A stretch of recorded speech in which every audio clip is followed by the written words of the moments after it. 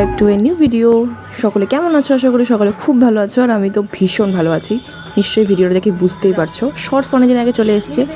একটু অসুবিধার জন্য আমার বড় ভিডিও আসতে একটু লেট হয়ে গেল। তো ফাইনালি বাবার মায়ের একটা বড় সড়ো স্বপ্ন পূরণ হতে চলেছে এত দিন পরে। আমরা দুপুরবেলা চলে এসেছিলাম শোরুমে, যেখান থেকে আমরা গাড়ি কিনবো। আসার পরে অনেকক্ষণ ধরে বসেছিলাম। ভেতরে গিয়ে তো আমাদেরকে চা কফি যা যা আছে সমস্ত কিছু দিল। তারপরে অনেকক্ষণ ধরে বসে আমরা ওয়েট করছিলাম যে কখন কাগজপত্র রেডি হবে, কখন সমস্ত কিছু শেষ হবে, আর আমরা ফাইনালি গাড়িটাতে করে বাড়ি যাব।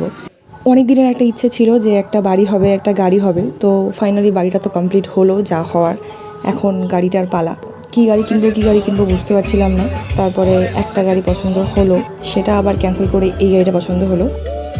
গাড়িটার বসে আমি একটু দেখে নিচ্ছিলাম, সমস্ত কিছু বুঝে নিচ্ছিলাম যে কীভাবে কী কী করতে হবে। ওপরে সানরুফও আছে, সেটা তোমাদেরকে খুলিয়ে আমি দেখিয়েও দিলাম, যেটা আমার পছন্দের একটা জিনিস। ছোটোবেলা থেকে ইচ্ছা ছিল গাড়ি কিনলে গাড়ির মাঝখান থেকে দাঁড়িয়ে আমি বাইরেটা দেখবো, তো সেই স্বপ্নটাও আমার পূরণ হয়ে গেল। এখানে গাড়িটাকে সাজানো হচ্ছে, আমরা ফুল নিয়ে এসেছিলাম আগে থেকেই গাড়িটাকে সাজানোর জন্য। এখান থেকে সাজিয়ে নিয়ে গিয়ে তারপরে আমরা মন্দিরে পুজো দেবো।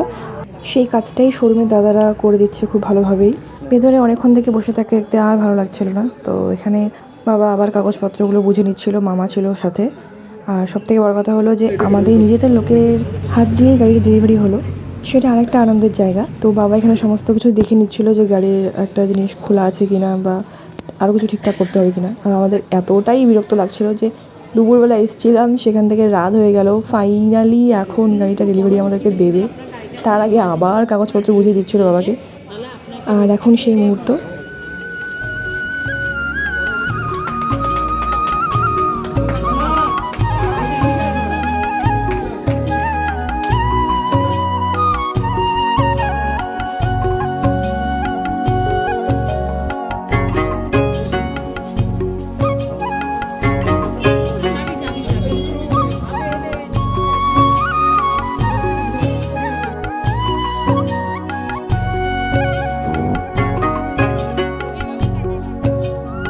তারপরে শোরুম থেকে একটা কেক কেটে সেলিব্রেশনের ব্যবস্থা করেছিল, তো আমরা সেই কেকটা কেটে সেলিব্রেট করলাম সবাই মিলে।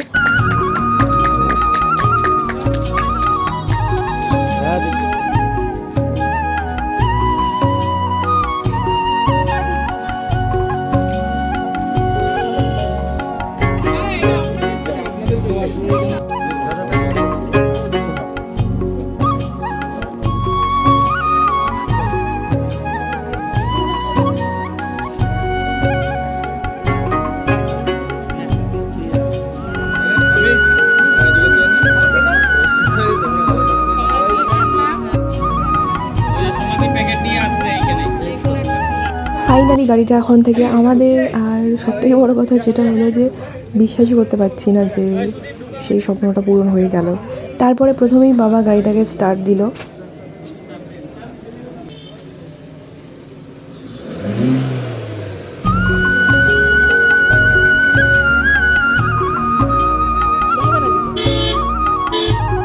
সবার প্রথমেই গনু ভাইকে গাড়িতে বসিয়ে দিয়েছি, আর এখানে চারপাশে ফুলও দিয়ে দিয়েছি আমি। কত সুন্দর লাগছে দেখো। আর আমি গাড়িতে ওঠার সঙ্গে সঙ্গে এই যে এরকম একটা ওয়েলকাম আমাকে করা হয়েছিল, মানে আমি তো জানতাম না যে এখানে ছিল। তো এটা নামানোর সঙ্গে সঙ্গেই এই ফুলগুলো আমার গায়ে এসে পড়লো, যেটা আমি সবসময় ভিডিওতে দেখি, আর সেটাই ছোটোখাটোভাবে আমার সাথেও হয়ে গেল। তো জিনিসটা বেশ ভালো লেগেছিল আমার।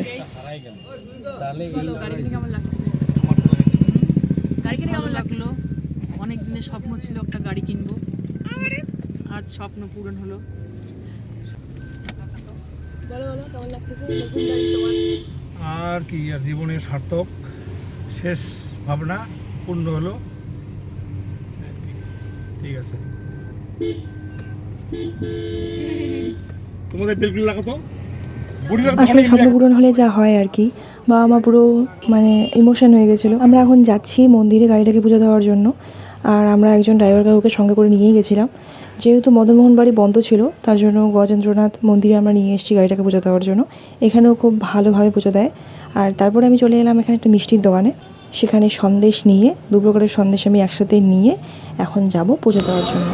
চলো দেখতে থাকো। পুজো দিতে গাড়িটা পুজো দেওয়ার পরে তারপরে বাড়ি যাবো, বাড়িতে গিয়ে গ্যারেজে ঢুকাবো, ঢোকানোর পরে যাবো আমরা যাবার বাড়িতে, কারণ ওখানে পুজো হচ্ছে। চলো পুজোটাকে দিই। মন্দির আছে, মদনমোহন বাড়ি বন্ধ হয়ে গেছে বলে ব্রজেন্দ্রনাথ মন্দিরে চলে আসলাম পুজো দেওয়ার জন্য, কারণ পুজো দিতেই হবে, যেহেতু নতুন গাড়ি, পুজো না দিয়ে বেরোনো যাবে না।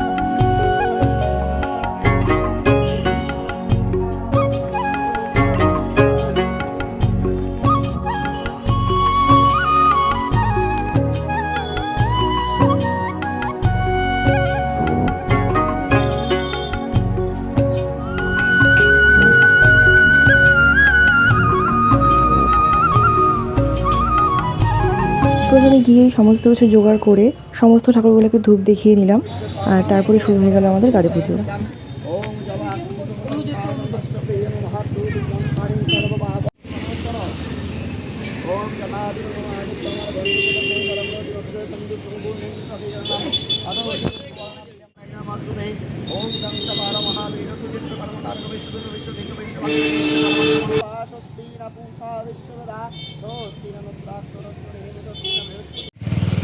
গাড়িটাকে পুজো দেওয়ার পরে আমরা মন্দিরের ভিতরে চলে এলাম এখানে পুজো দেবো। আমাদের যেহেতু গাড়িটা ডেলিভারি দিতে এতটাই লেট হয়ে গেছিলো যে আমাদের গাড়ি পুজো হয়ে যাওয়ার পরে ঠাকুরকে শয়ন দেওয়া হয়ে গেল।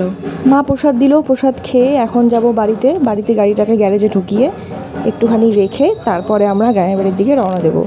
আর গাড়িটাকে বাড়িতে আনার পরে মায়ের ধূপ দেখাচ্ছিল গাড়িটাকে। গায়ের বাড়িতে হচ্ছিল পুজো, তো তার জন্য আমরা গাড়িটাকে গ্যারেজে ঢুকিয়ে একটু পরে এই গাড়ি নিয়েই যাবো গায়ের বাড়িতে।